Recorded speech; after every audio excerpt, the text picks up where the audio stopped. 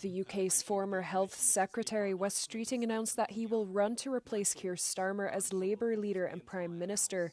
Streeting labelled the UK's decision to leave the European Union as a, quote, catastrophic mistake and said it should look to rejoin. Starmer is facing growing pressure to step down, particularly after the Labour Party suffered heavy losses in local elections last week.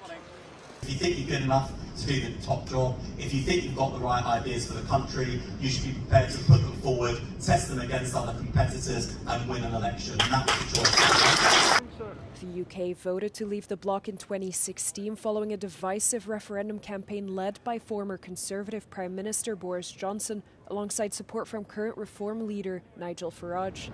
The decision has been back under the spotlight in recent months as the UK has looked to move closer to Europe amid uncertainty with its relationship with US President Donald Trump.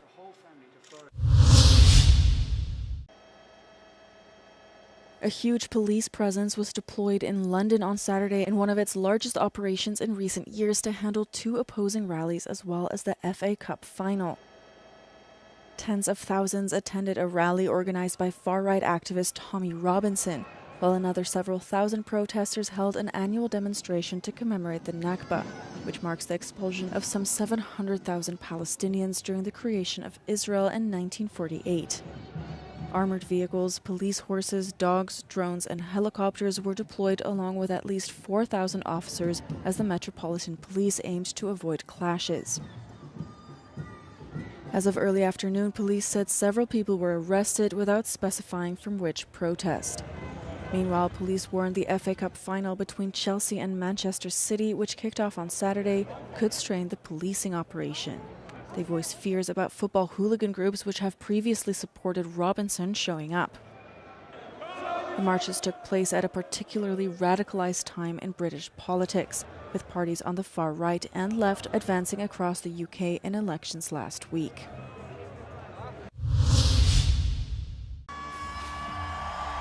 Bulgaria has won the 70th Eurovision Song Contest with Dara's party anthem Bangaranga.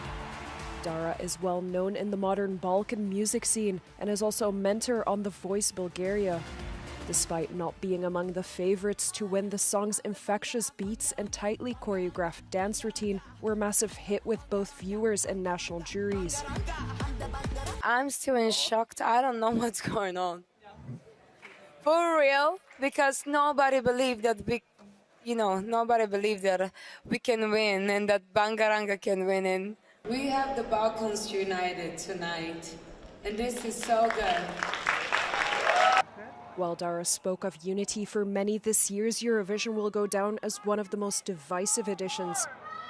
Many pre-show demonstrations took place around the venue and across Vienna over Israel's participation in the competition. Until the final public vote was announced, it appeared as if Israel's Noam Beton was set to win the contest. He ended up placing second in the competition.